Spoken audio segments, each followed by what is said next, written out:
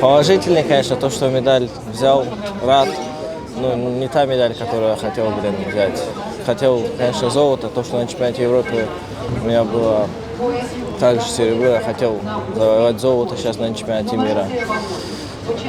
Не получилось, Ну, не расстраиваемся, надо работать дальше.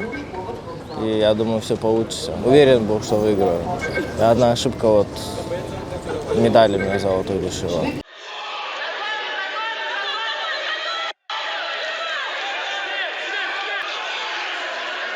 Видно, що була проведена робота.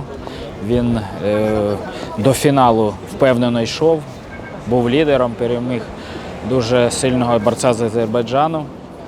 І в фіналі, на жаль, першу частину сутички він вів, 2-0 вигравав і поступився своєму супернику. Всі чекали першого місця.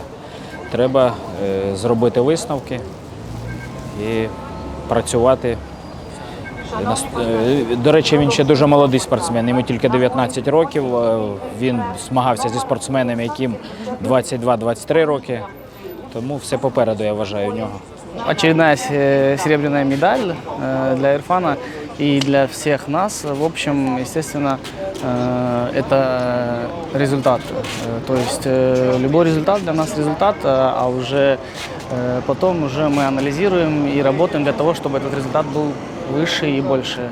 Тем более, когда ребята, наши спортсмены, они могут и достойны, и мы видим, что они способны завоевывать высокие и еще лучшие результаты.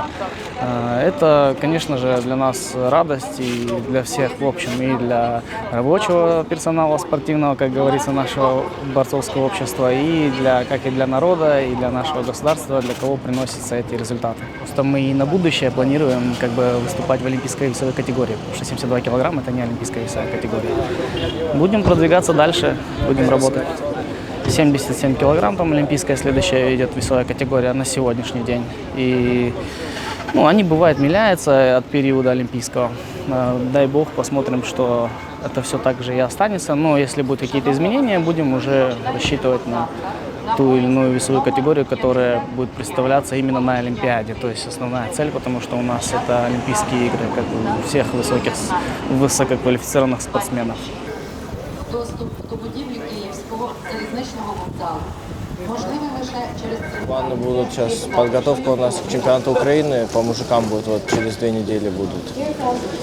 После чемпионата Украины будем готовиться уже к чемпионату Украины Ю-20, к чемпионату Украины Ю-23. И там уже, если отбираемся, то будем ехать на чемпионат мира, Европы, конечно. Бронза, серебро, уже надо взять золото.